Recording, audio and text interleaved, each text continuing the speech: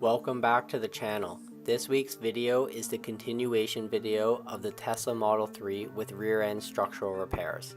This is a quick recap of the first video where all the structural damage was cut off and the vehicle was test fit. If you haven't seen part 1, I highly recommend you watch it. The link is in the upper right hand corner along with a subscribe button so you don't miss new episodes every Friday. We will start by disassembling the rear bumper cover and all 5 bumper retainers.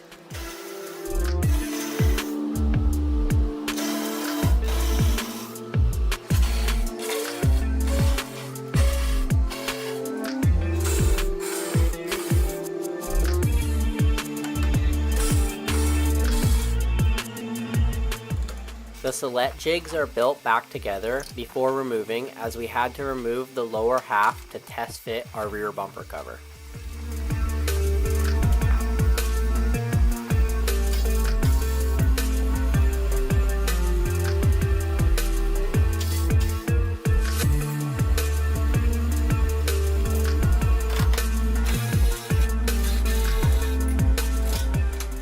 The M panel, floor, and the 3 rail pieces are now removed.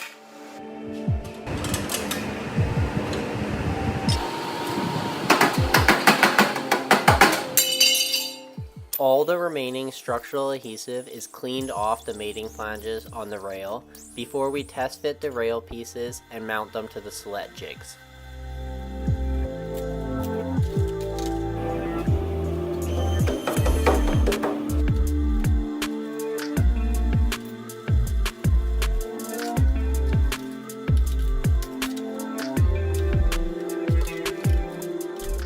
With the rail pieces test fitted on the Celette jigs, we can now start drilling all our rivet holes for the rail brackets.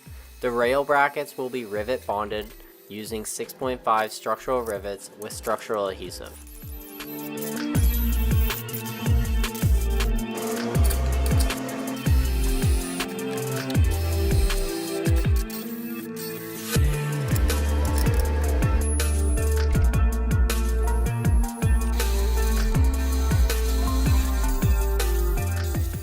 It is now time to drill all our holes for the rail end plate. This part will be attached with 6.5 structural countersunk rivets and structural adhesive. The holes will be countersunk with a special countersunk drill bit because the rivets need to sit flush on the end plate as the end panel sits on top.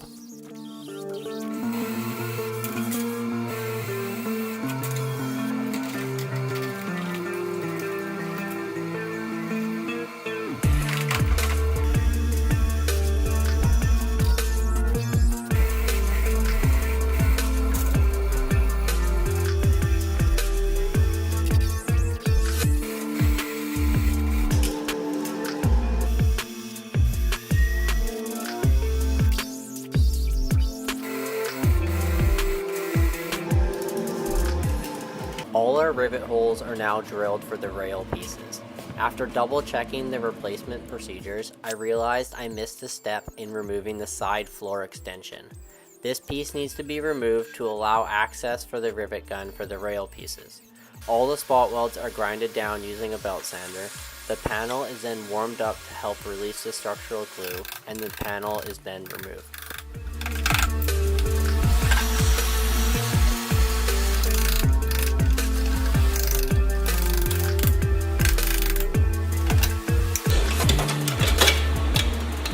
We will now remove all the rail pieces and start prepping them for structural glue.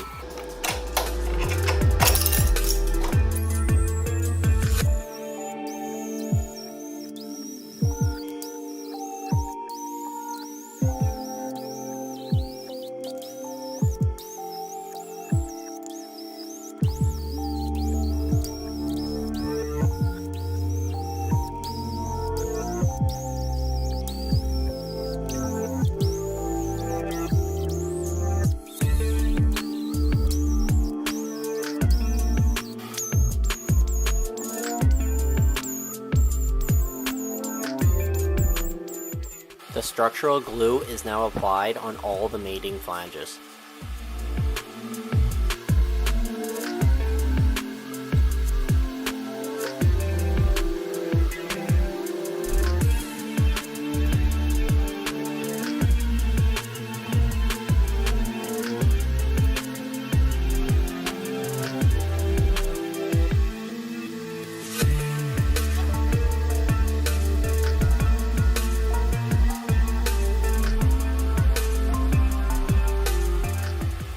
With all the structural glue applied, it is time to start fitting our rail end plate and brackets. All the rivets are installed in the drilled holes and the Celette fixture is installed.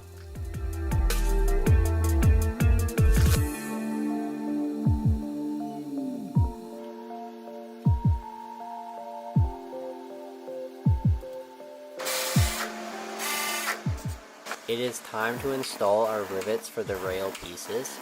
We will start with the 6.5 structural rivets for the rail brackets, followed by the 6.5 countersunk rivets for the end plate.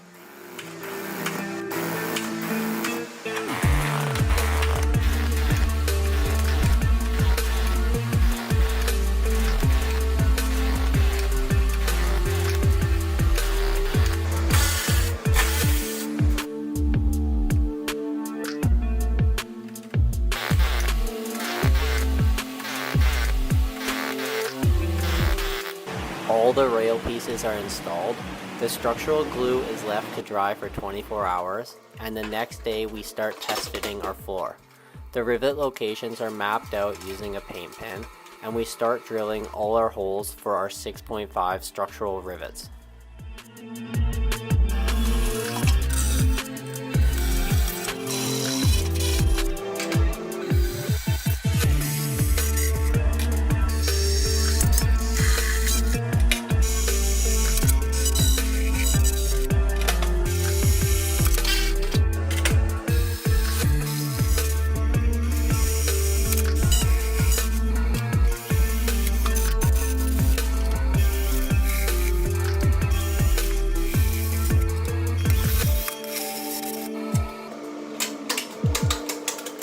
With all the rivet holes drilled, the floor is removed and we will start prepping the underside to match the original.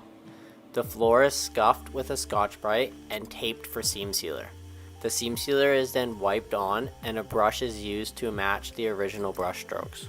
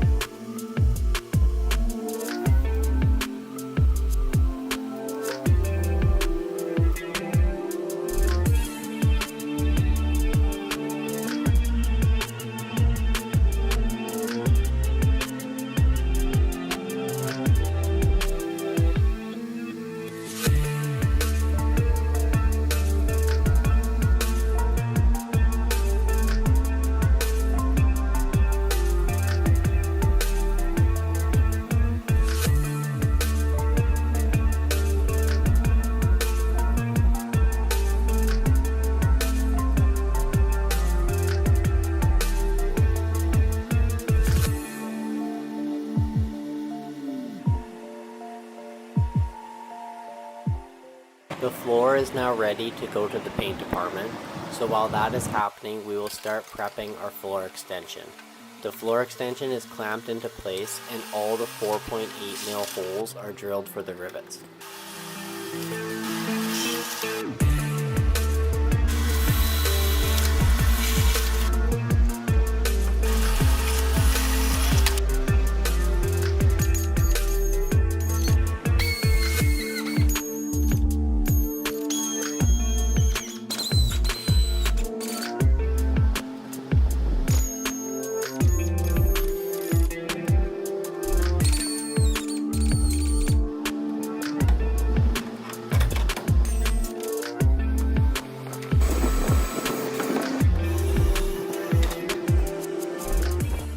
It's now time to remove the floor extension and all the mating flanges are prepped for structural adhesive.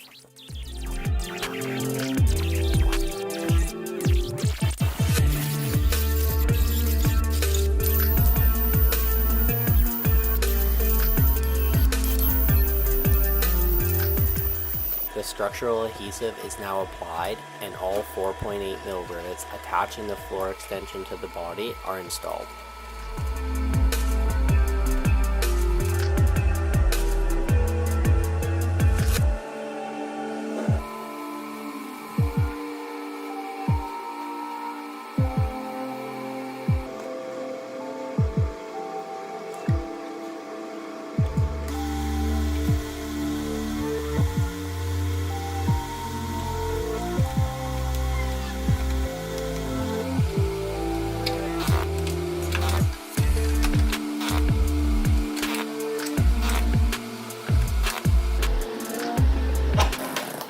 The floor is now back from the paint shop, and all mating flanges are prepped for structural adhesive.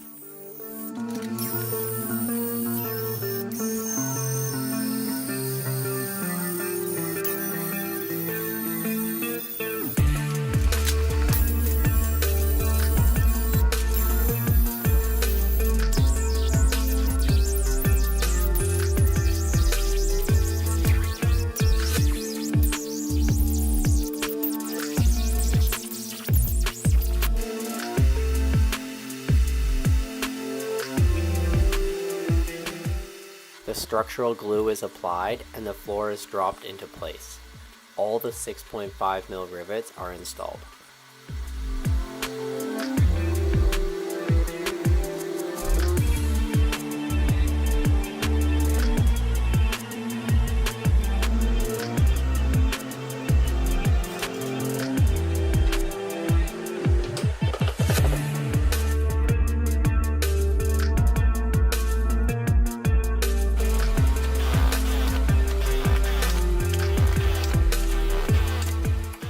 This week's video is now complete.